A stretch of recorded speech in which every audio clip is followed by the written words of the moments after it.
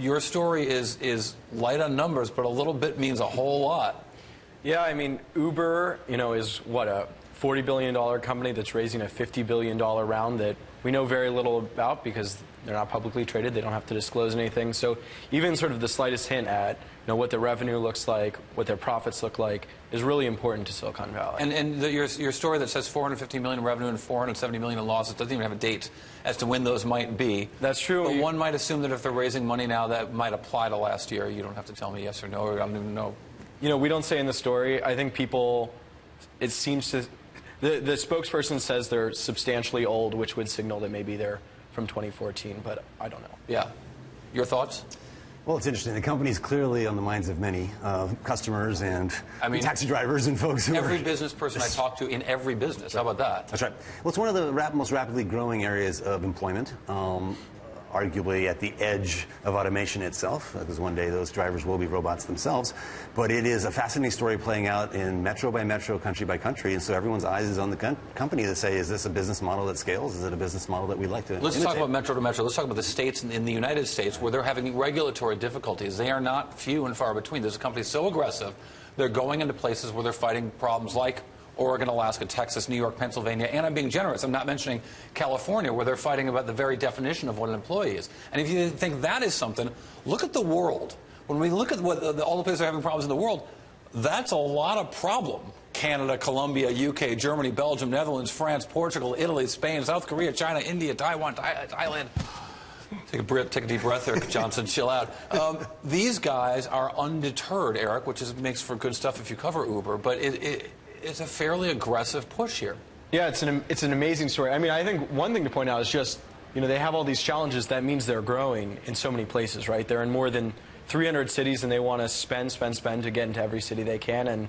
And, Bloomberg had a great story on Portland and how aggressive Uber was negotiating with the city council there, sort of launching when it wasn't totally welcome, and that's happening in every country. Well, in France, their Uber Pop service was, they wrote a law to make it illegal, and it's still operating, and Uber says, oh, it's not our fault, it's just drivers and riders using our app.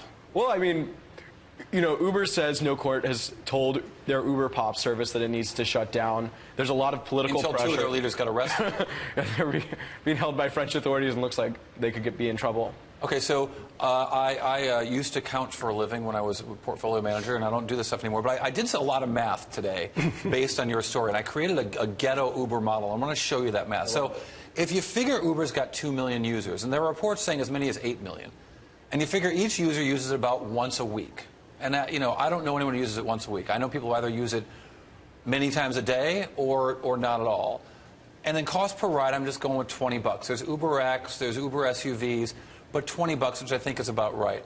That would give you gross revenues, collections of about $2 billion. Let me close this so everyone can see the $2 billion.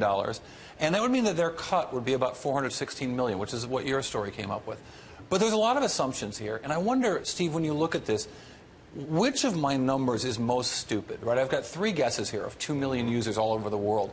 Uber, there are reports of Uber saying they have 400,000 users in France already, which would make my 2 million number probably very wrong. Well, what do you think of these kinds of assumptions for how the business works? Well, there's some power users, of course, who are spending an inordinate amount of money. Some of my partners at work realize they're spending tens of thousands of dollars a year on Uber. Yeah, I had over 300 rides last year. Exactly. So probably rides per year is much higher. Once someone's hooked, this is just so much better than anything else you might do. But even on average? But I think the cost per ride might be lower. I think more rides, lower cost on average in an urban setting. There's just a lot of short hauls. So the little $5, $6, $8 rides. Well, and you and I were talking also about the way that, or Eric and I were talking earlier about the way that Uber is seeding markets financially, where they're actually maybe rebating drivers more than the person actually pays. Right. I mean, for Uber to be most successful, they need a very quick pickup time, which means they need a lot of drivers. And for drivers to be happy, they need a lot of riders. So early on when they launch in a market, sometimes Uber will significantly discount or take a loss on each ride. With their Uber Pool product, which is their carpooling product, they often take a loss just to sort of generate traffic on those services. Last one, 30 seconds. Yeah, well, yes, but Google may very well beat them at that own game because they can cut down to zero. They can take zero cut to offer a free app, which they're considering launching, called Free Ride.